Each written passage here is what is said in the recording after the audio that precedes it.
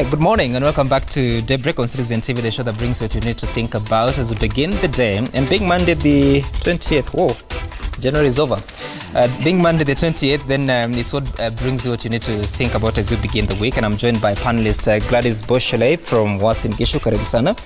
Beatrice Elachi. Asante. Good morning. Good morning. I see what you did there. Jonathan Mweke, former deputy governor for Nairobi. Good morning.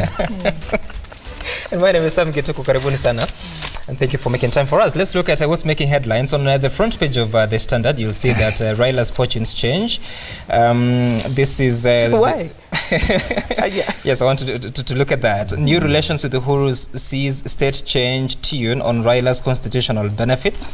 We'll be looking at the details about that, whether he is now finally just about to receive his retirement benefits.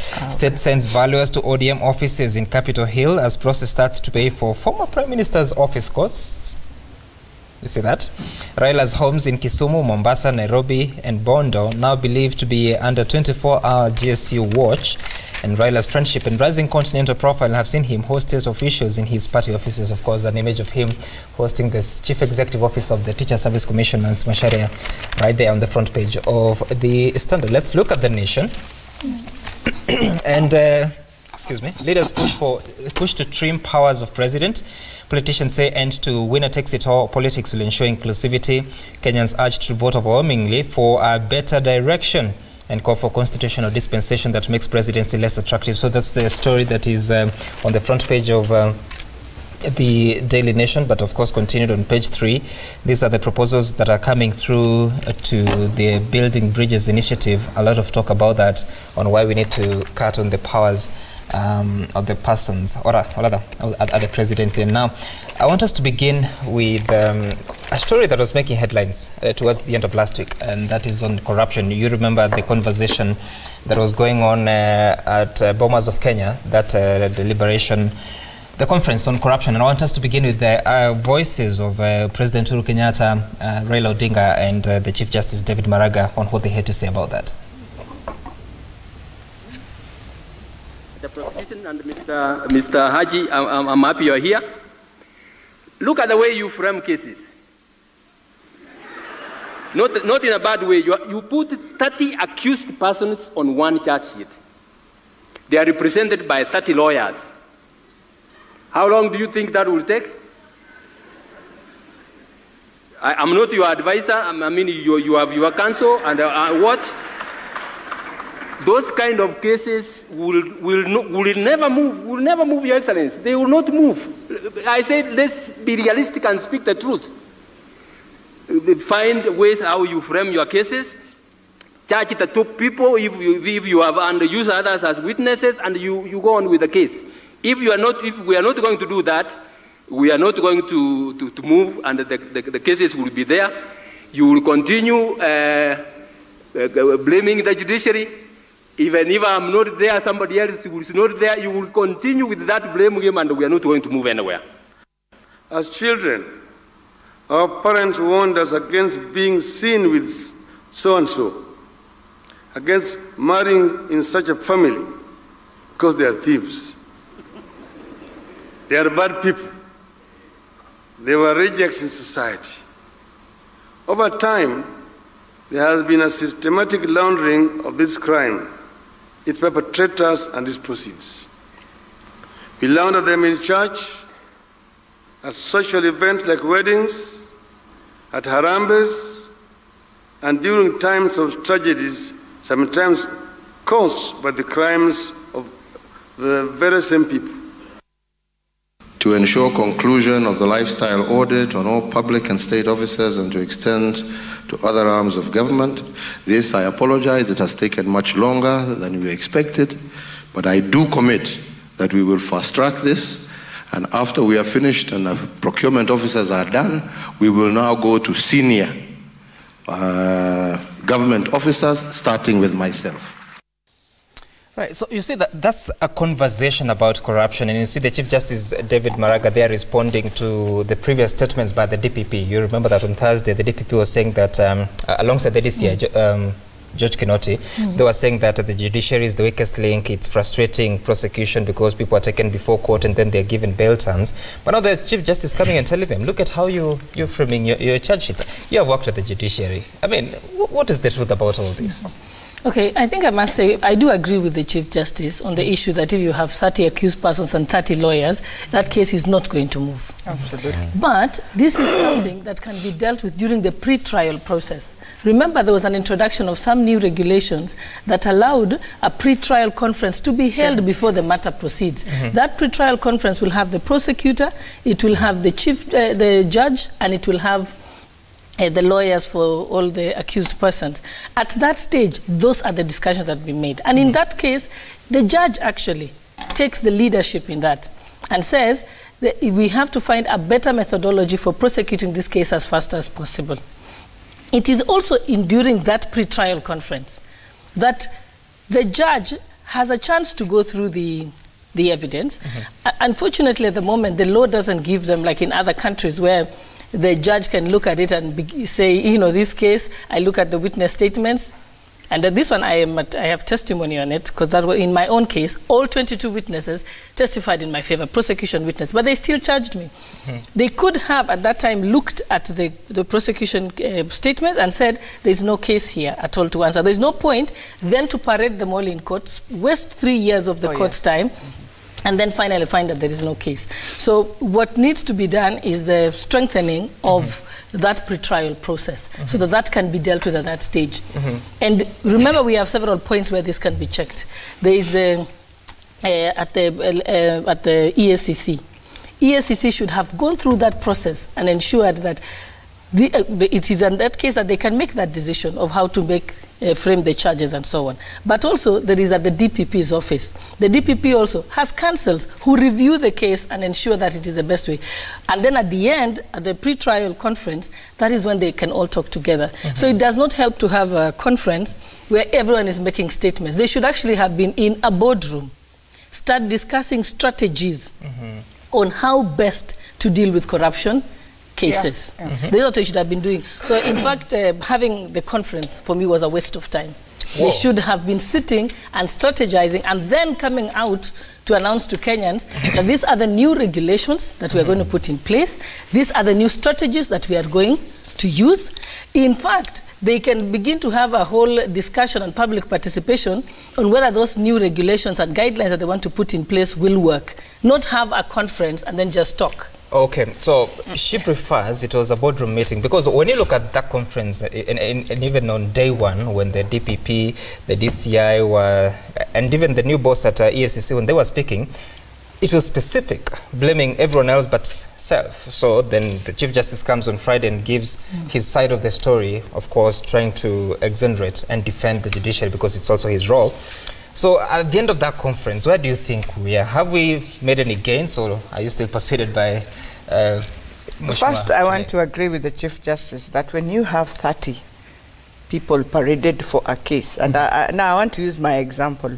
I know Shollei has been there. She was a very good registrar, and she had done very good reforms, which I was even asking her, what happened to all these reforms that you had? And now they're just gone. I don't know why they have not digitized the place, so that you can follow up all these things we are talking about.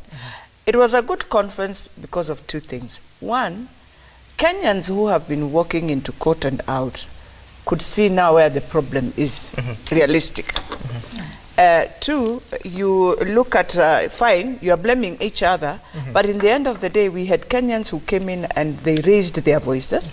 So I'm hoping they picked that. Because, for example, my case of just the one of the county assembly, I mean, all these things we did, is a very interesting case, because we've had so far, for example, just the case between EACC and the county assembly, which is the members on maybe being asked what happened, why did you have to do this, yet you know chapter 6 is clear as a leader how to deal with issues.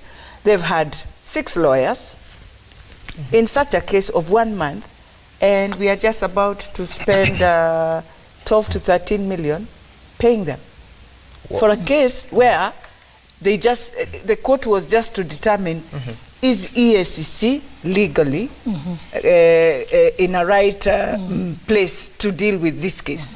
Or do they have the rights within their act that they are able to investigate?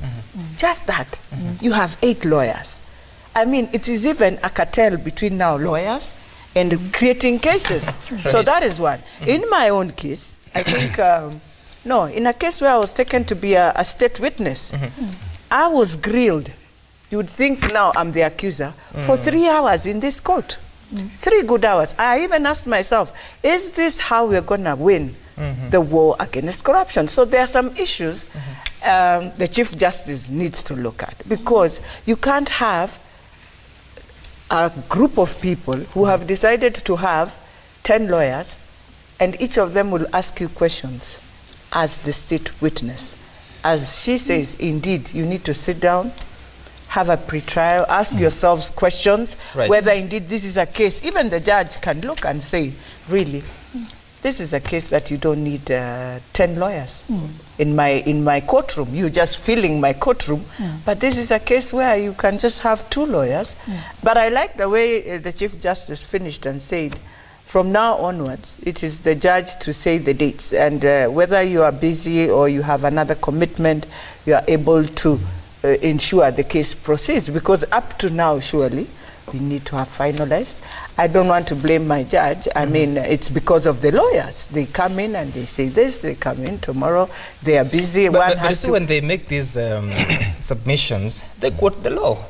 You quote the law. I mean, you're a lawyer. No, but this law also, there are things you look at, and that is one thing the judges have to now, just the way politicians will look at the interest of the country. And that is one thing. For them, you can't just tell us it is law and law. Then I think how is it that when I've committed murder, as a judge, you look at it? Why? Because why should you be looking at me and you've just seen I've committed murder? Somebody has just said, do you think if I was a judge, really, I will follow process, yes, but at the end of the day, I look at you and I say, but you are just a murderer in front of my court. Yeah. You know, I think in this another thing, there are many methodologies that can be used and implemented by the judiciary to ensure that cases move faster. For example, I think there was good progress, and I think it's still going on, both at the Court of Appeal and at the Supreme Court, where the parties are told, give written submissions. Okay? So you have your written submissions, you say this is the case, this is the law I'm going to rely on, these are the authorities that I'm going to rely on, and then you give the written submissions. The day you appear in court, you just give highlights of your submissions, because the submissions will be read by the judges. That way you don't have to waste too much time. Right. We need to do similar situations, like in the High Court. Sometimes you have 20 witnesses to come and say the same thing. It's not an election. You don't need 20 witnesses. If you have one solid witness that can give that information, you do not require 10 or 5. It's not about numbers. It's about the solidness of the actual evidence. So the judges also in the courts can become, and the magistrates too, can be much stricter. And then remember, nowadays you're required to give it's always been the law to have a written statement. Okay. So when that witness has given their written statement, then there is no point for them to come and narrate again. You know, again, because it's written, the questions should only be directed on things that they need to clarify. Okay. But not so it's not giving them too much leeway. And again here, this is where lawyers are required. So I'm saying this is an issue that has to be the entire justice system change. Okay. As we spoke, because the lawyers should also, because at the end of the day, the lawyers are doing their usual work, so they call it having my day in court. But they also waste a lot of time. Yeah. That must be done. The last one that must be dealt with is the issue of postponements. Yeah. And that one, you can blame all sides. Sometimes a judge says, I'm on leave. The question is, when you gave that date, you didn't know you're on leave? Yeah. And when you're going on leave, don't you know what work is pending on before your desk? Another people who always ask for adjournments are the prosecutors. I've had a prosecutor say, oh, sorry, I just took over the matter, and so I'm not familiar with the file. You see, you're not carrying the file in your head. That is why there is a physical file with the notes, which means in 10 minutes, you can read the matter. If the people at the State Council or at the DPPs or at ESCC are maintaining their files properly, anyone can take over the case in a matter of minutes. Yes. So they should not, so those kind of excuses. Or another most ridiculous one is when a lawyer comes and says, I'm sorry, I have a matter at the Court of Appeal. So usually they say by hierarchy, so they will attend the court matter in the Court of Appeal and not the one at the High Court. So then the case has to be postponed. So remember, everybody has managed to come, then you have one person who didn't show up. There has to be penalties for those who postpone the cases. I know people who have traveled from overseas to come and hear a matter, paid tickets, and then they land in the country and the case is postponed for some flimsy reason. Somebody has to pay for that cost, then they will begin not to ask for postponement. Okay, let's bring in Mheshimiwa Weke here. And so when you look at this conference and the kind of exchange that was and the conversation we're having here, do you think we're at a better place in fighting this graft? I think just because we are having the conversation means that we have made some progress. But the war on corruption, Sam, is a matter now of national security. And you know, they say extraordinary matters need to have extraordinary measures taken. So this war on corruption is about many different agencies, institutions. And I keep saying here, if you don't have institutions that work, you can't have a nation that progresses ahead. So you have the DCI that does the investigations. How are the investigations done, like my sisters are saying? Can they really stand in court, or are they flimsy? Are people being witch-hunted?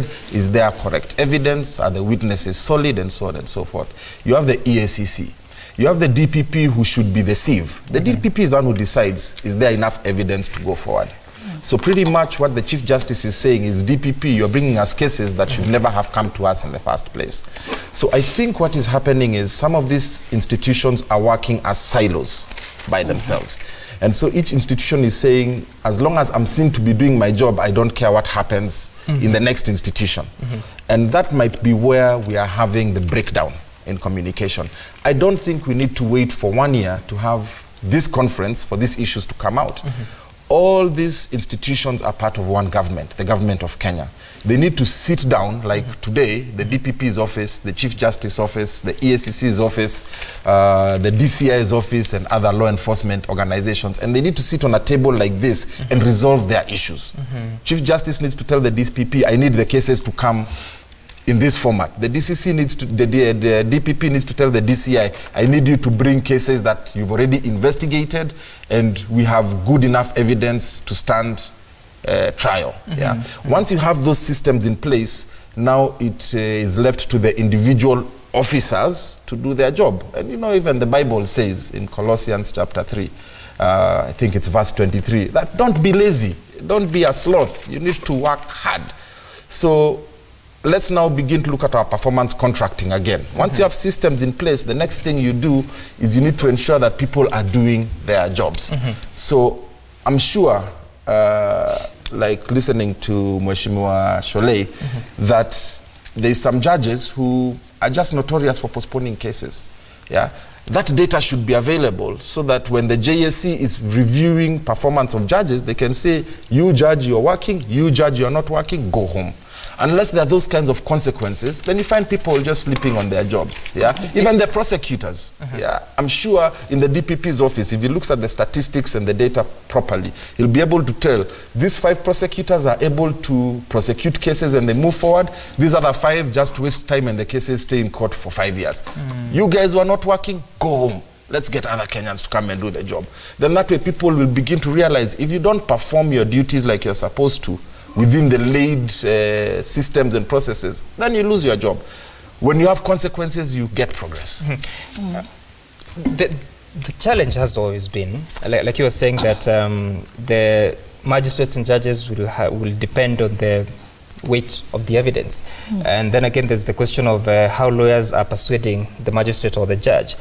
So how do the judges, the judiciary officials, how do they balance the interests of the accused person and the state represented by the DPP and help the war against graft without appearing to be partial? You see, but I think the judges don't have to balance. They just have to follow the law. And normally, in most cases, you can be able to predict with near precision what the outcome of the case is. In law, 1 + 1 is 2, or it can be 3 or 4, but we know it's one of the 3 situations. And normally you can tell by saying, when this action happens, these are the laws that have been offended, and these are the penalties that should follow. And then you should be able to say, in the same circumstances, when the same facts were brought before a court of law, the court said this. Because we are a country, we are a common law country, which means we go by the doctrine of precedent. Therefore, we are able to tell by the way another court interpreted, so we can almost know the decision that we made. And those are the things that your lawyers should be even able to discuss with the client. Because if lawyers also want to make sure that these cases end, sometimes you can tell your client, you know what, it's better to plead guilty, yeah, and then be able, get so much fine, and then this case matter must end, because it's very clear that the evidence, you will be convicted. So it's about the way everybody handles it. And that is why I think there is, under the new constitution and under the new law, after the new constitution, we had what we call the National Council for Administration of Justice. What has happened is it has the DPP, it has the ESCC, it has the judiciary, it has certain officers from the executive and so on. So it's the entire justice chain, and that is where they are supposed to be sitting. So in fact, I would say step up the meetings of the National Council for the Administration of Justice. It started just when I was when I joined the judiciary, and it's anchored in law. And then it should be capable of being followed, because that is the only way they will get that. Whenever we present a matter to court, I always say that what must be demanded must always be the facts, the applicable law, the supporting authorities, and your argument. Which law are you relying on? Believe me, on 2 pages, you can tell the direction the case is going. It's just that now we've made it a whole... So in essence, let's assume that everything is in its place and we are good to go. How many days would it take us to hear a case and determine? And you see, that is why this issue of the pre-trial conference is very important. Because then the judge may be able to say, I will give you 10 minutes to question the witnesses. I will give you 20 minutes to give this submission. I will expect the submissions in writing. And remember, when you present the submissions, you can say, the judge will be able to say, give your written submissions and serve the other side. Then the other side will do their response, written submissions, and serve the other side. And by the 5th day, the other side should have also given their final response, and then all that is filed in court. Then everybody is on board. It's doable. It's just that we've got to become extremely more focused in the manner that we conduct cases. Because, and I'm telling you, just do a spot check, and you as a media can do. Just go to any court room. You will find, first of all, even everybody's supposed to, all cases start at 9. So everyone is just loitering in the courtrooms, wasting a lot of time, and they will get to your matter to be called out. But I find that you find other judges who are very efficient, and magistrates who decide, I'm quickly going through the following whatever, and then they'll say, I'll only hear 2 matters.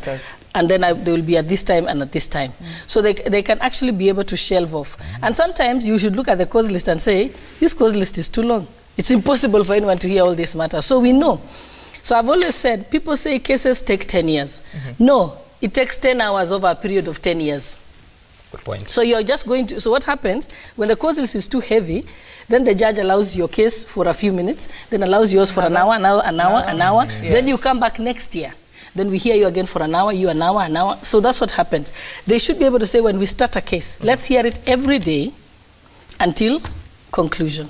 So it's about the better management of the cases. And if we are able to time how long a typical case, because also the judiciary has to go back to hiring people who do statistics and things like that. You know, you've got to inject other professions into the judiciary who can then time for you how long certain typical cases do.